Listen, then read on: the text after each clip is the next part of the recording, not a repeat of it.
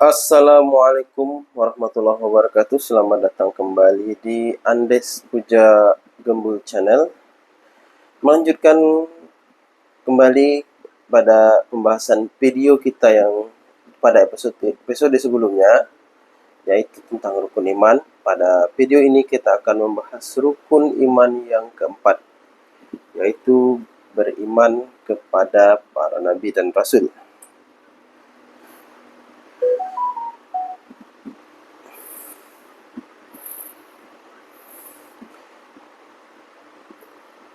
Untuk para nabi dan rasul itu terdapat 124 nabi dan 313 rasul diantaranya.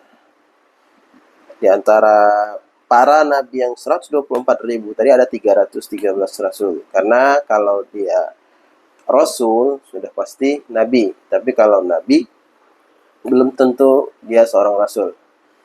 Apa perbedaan antara nabi dan rasul? Nah, seorang nabi dia mendapatkan wahyu dari Allah Subhanahu wa taala yang diturunkan melalui malaikat Jibril, tapi dia tidak diwajibkan untuk menyampaikannya. Dia hanya mendapat petunjuk saja para nabi, dan walaupun dia menyampaikan hanya pada orang-orang yang terdekat di sekitarnya saja. Dia tidak memiliki umat yang besar, banyak. Nah, beda dengan rasul, dia diwajibkan menyampaikan ajarannya.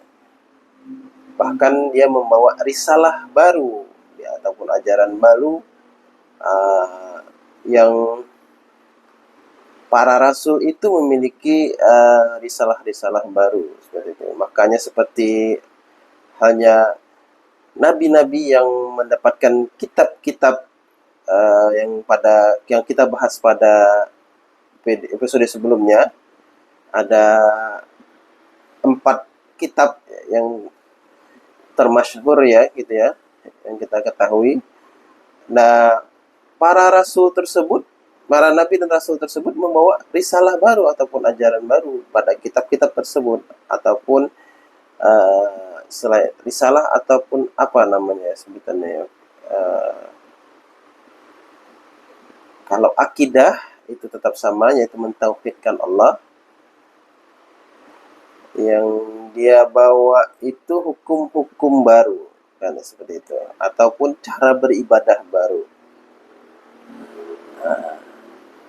yang diperbaharui. Tapi tetap Tuhannya itu Allah. Nah, di antara 124.000 dan 313 rasul ini ada 25 nabi dan rasul yang disebutkan dalam Al-Quran dan wajib untuk kita imani. Itu yang pertama, Nabi Adam. Nabi Adam ini adalah bapak semua umat manusia. Dia adalah manusia pertama yang diciptakan oleh Allah Subhanahu wa taala yang wajib kita imani. Selanjutnya itu Idris, yang kedua Idris, yang ketiga Nuh, yang keempat Hud, yang kelima Saleh, yang keenam Ibrahim, yang ketujuh Lut, yang kedelapan Ismail, yang kesembilan Ishak, yang kesepuluh Yakub, yang kesebelas Yusuf, yang ke-12 Ayub, yang ke-13 Su'aib, yang ke-14 Musa, yang ke-15 Harun, yang ke-16 Zulkifli, yang ke-17 Daud, yang ke-18 Sulaiman, yang ke-19 Ilyas, yang ke-20 Ilyasa, yang ke-21 Yunus, yang ke-22 Yahya, yang ke-23 Isa, yang ke-20 Yahya, yang ke-24 Isa, yang ke-25 Muhammad sallallahu alaihi wasallam, yakni nabi kita, nabi terakhir, khatamul anbiya. Nah, di antara 25 nabi ini ada lagi namanya nabi ulul azmi, ataupun nabi yang beliau semasa hidupnya itu mendapatkan cobaan atau ujian yang begitu besar gitu. Di antaranya yaitu Nabi Nuh, Nabi Adam, Nuh, Nabi Musa, habis itu Nabi Isa, habis itu Nabi Muhammad sallallahu alaihi wasallam. Ini nabi-nabi ulul azmi.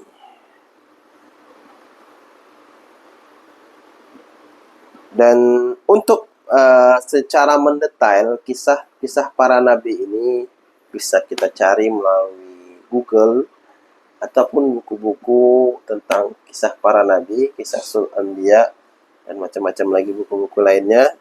Kalau para penonton sekalian mau melihat lebih detail lagi ataupun mau tahu lebih detail lagi tentang kisah para nabi dan rasul, seperti apa ceritanya, seperti apa kisahnya, dan ujian-ujian yang mereka dapatkan, ataupun ibrah-ibrah yang bisa diambil dari cerita-cerita para nabi dan rasul, bisa dipelajari lebih lanjut. Kita tidak akan bahas secara mendetail kisah-kisah para nabi dan rasul. Jadi cuma cukup kita bahas tentang konteks keimanannya saja. Kita wajib mengimani bahwasanya adanya para nabi dan rasul. Dia adalah manusia pilihan, seorang manusia juga dipilih oleh Allah Subhanahu wa taala untuk mendapatkan wahyu, dan wahyu tersebut disampaikan kepada manusia untuk mendapatkan petunjuk sehingga tetap mentauhidkan Allah Subhanahu wa taala, Tuhan Rabb pencipta alam semesta ini. Karena sesungguhnya juga musuh kita, setan ataupun iblis, itu dia tidak akan tinggal diam sampai bisa menggelencerkan manusia.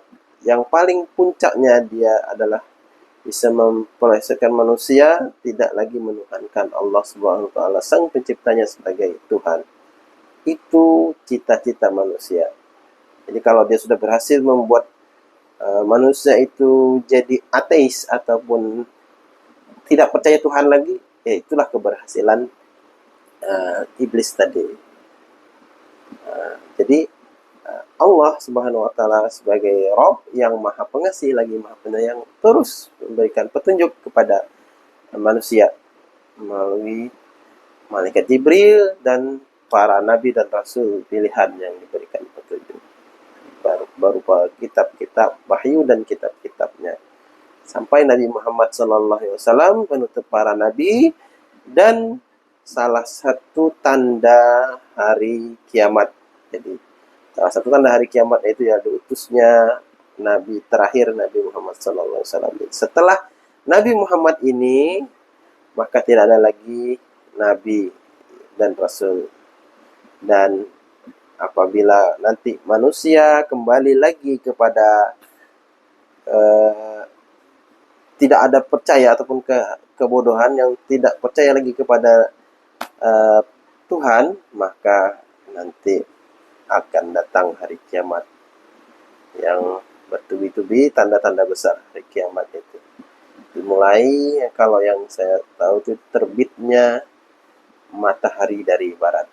Maka disitulah juga salah satu tanda bahwasanya ditutupnya pintu taubat.